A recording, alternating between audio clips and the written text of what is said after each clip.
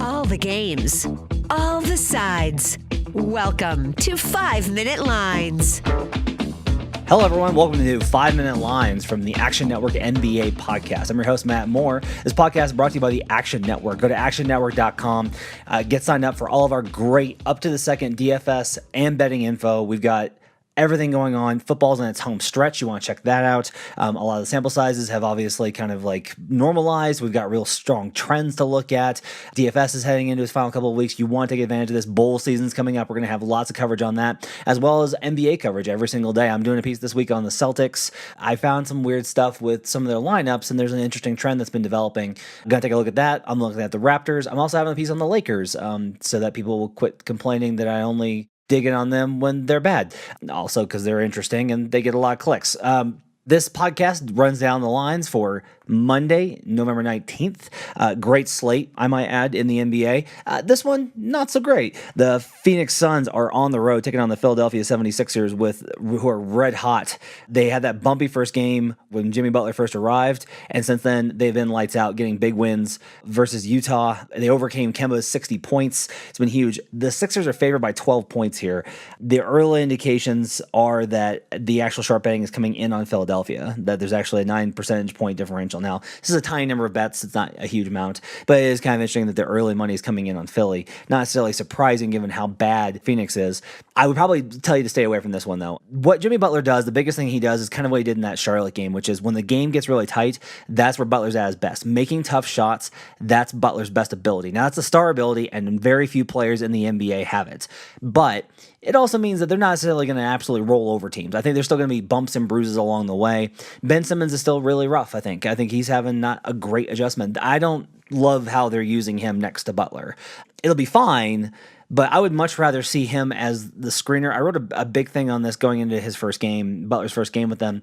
If you put Simmons in the pick and roll as a screener, you're going to put a wing or a guard in action in the pick and roll, which is going to cause mayhem. You get Simmons on the short roll, and there's going to be so many more opportunities for him to either drive and dunk or find multiple, passing options. There's just a lot more opportunity there, I think, for him, and they haven't taken advantage of that. Now, look, Phoenix is bad, right? And so the Sixers could absolutely roll all over them. So under no circumstances am I telling you to take the Phoenix Suns. But I do think that at 12 points, it's a little bit high. I would worry about the back door. I could see this one being the Sixers are in the lead comfortably. They get a little messy in the end of the third. It gets a little bit closer than it needs to be, or the Sixers are up by so much and Brown just kind of lets them run it out and says, like, look, if it gets under single digits, then I'll call timeout and get the starters back in. Only never gets lower than 11, but the 11 is enough to cover. It's just at that line where I don't feel comfortable, so I wouldn't go with it. The Boston Celtics, who are having some problems at 9-7, versus the Charlotte Hornets. Boston's favored by 2. I like Boston quite a bit in this matchup. So there's 2 problems that Charlotte has. One, they can't win close games. They're now 2-19 since 2016-17, which, oh my God. But also, they do struggle with teams that are better than them. Like, they're just not going to knock off a lot. Like, they're not going to have that night where it's like, hey, the Hornets got like a big win versus a really good team. They never get attention-grabbing wins. They get solid wins. Like, they will have a favorable win record versus teams of their own status, and they'll be pretty good versus teams that are worse than them, but they're not going to be able to win a lot of games versus teams that are better than them. Now, you can argue that the Celtics are not better than them right now because they really have been mediocre, but I do think that after Stevens in particular got so upset after the last game, I think the team probably responds. I think they probably figure some things out. I think actually Stevens probably does a lineup change, and that helps a lot. I like the Celtics quite a bit here on the road as 2-point favorites. The Cleveland Cavaliers, who weirdly looked okay the other night, versus the Detroit Pistons. The Pistons are favored by 10. Oh boy. Probably I will wind up going in with Detroit on this one. I got to look at some more trends tomorrow, maybe. I would say that for right now, I'd tell you to stay away from this one. I'm covering it just to say this, that the Cavs are a little frisky right now.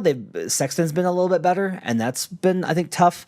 The Pistons, I think, though, are kind of rounding into form, and that's why I lean a little bit more towards the Pistons here. They are starting to, I think, to figure out a couple of things. Reggie Bullock getting going. That win versus Toronto, I think, was one that lifted them. I really do. I think that was one that they needed to kind of find a groove. They're starting to find an identity, and I think that's important. I don't like the matchup at all with Cleveland's power forwards versus Blake Griffin and Andre Drummond inside. Tristan Thompson is a good counter for Drummond, but overall, that's pretty tricky. George Hill's still out. Kevin Love's still out. I think Detroit probably at home covers this number at 10. The over-under is 211. I actually like the over on that quite a bit. I think the Pistons, despite themselves, are probably going to wind up scoring quite a few points here just because it's Cleveland. So I like the over on 211.5. Utah, Indiana, sadly does not have a line out yet when we're recording this on Sunday night, which is a bummer because that's probably the marquee matchup of the night. One thing to keep in mind on that one, Utah got that big win versus Boston, but they beat Boston earlier. There's clearly some sort of matchup thing where they're able to do damage versus Boston in a way that, other teams can't offensively. The Jazz still had a really bad loss versus the Sixers, so it kind of evens out, right? So they got a good win versus Boston on the second night of a back-to-back, and they had a really bad loss to the Sixers in a close one on Friday night. So it kind of comes out as a wash. Utah is still really problematic. One thing, though, I've harped on this a lot. Teams that don't drop effectively in pick and roll coverage versus Gobert are going to get eaten alive, and I don't like any of the matchups here. Like, I don't think Sabonis, even if he drops, he's a really crafty defender, but he's going to get eaten on the lob. And Turner is more athletic, but he's not as aware. So that's going to open up Ingles, I think. I haven't loved what I've seen from Bogdanovich defensively this year. That could be a problem on Joe Ingles. There's a lot of things here, which, depending on what the line is, I might wind up leaning towards Utah. The Clippers are taking on the Atlanta Hawks. The Hawks are at home. The Clippers are only 7-point favorites. I like the Clippers quite a bit here. I think if you're having to give less than 8 versus the Hawks, it's probably going to be worth it if you're a team even half worth a damn. And the Clippers are honestly the second best team in the Western Conference right now. They're leading the Warriors in their division race. Like, they're tied with the Warriors and have tiebreaker. Like, they're just really good right now. I don't know if that's going to hold, but for right now, they're awfully good. They're also going to execute the heck out of Atlanta. Like, the Clippers are going to be a team that looks really good versus good teams and then maybe struggles with the mediocre teams, but I think they're also going to beat up on the bad squad. As favorites, the Clippers are 7-0 straight up as favorites in the last 7 games. They're 6-1 against the spread as favorites in their last 7 games. They're 3-4 straight up on the road this season, but they have had kind of a tough schedule. It's in Atlanta, it's the East Coast, but with the night off, I like this quite a bit. I like the Clippers giving 7 points there. The San Antonio Spurs taking on the New Orleans Pelicans. Pelicans are 7.5-point favorites. Spurs beat the Warriors on Sunday night in the Draymond Green is sitting, so Kevin Durant can find out what it's going to be like on the Knicks next year game. I don't want any part of this. The Pelicans are just their performance is way all over the map. I mean, it's just really hard to figure out what you're getting night to night. Ejuan Moore's playing really well. San Antonio is on a back-to-back and vulnerable, but I don't think they're going to sit anybody because they can't really afford to because they're only 500 right now. So I don't want any part of this.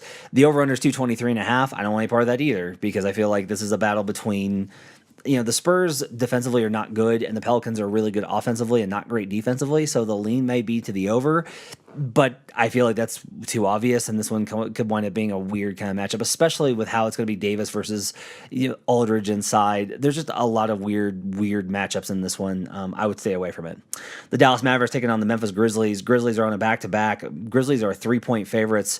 Got a really good win versus the Timberwolves on Sunday, which is why I like the Dallas money line here. I think Dallas is going to win. My friend Kirk Henderson actually tipped me into the fact that Doncic is amongst some of the best players in the league in terms of what he's averaging in points, rebounds, and assists this season. He's averaging 19.5 points. Like, he's been really good. He's been awfully good this season. That can make a really big difference. I think the Mavericks are finally starting to get their form. They're starting to figure out who they are. I think they're working through some of their locker room issues, and they did have some earlier in the season. Memphis, look, this is a typical Memphis game, right? So, like, they beat the Wolves. They beat Karl-Anthony Towns, a team that's better, that was in the playoffs last year, even though they lost Jimmy Butler, a team that had been red hot, like, got a really good road win. Are going to come back home and they're going to lay an egg versus the Mavericks. I like the Mavericks money line here.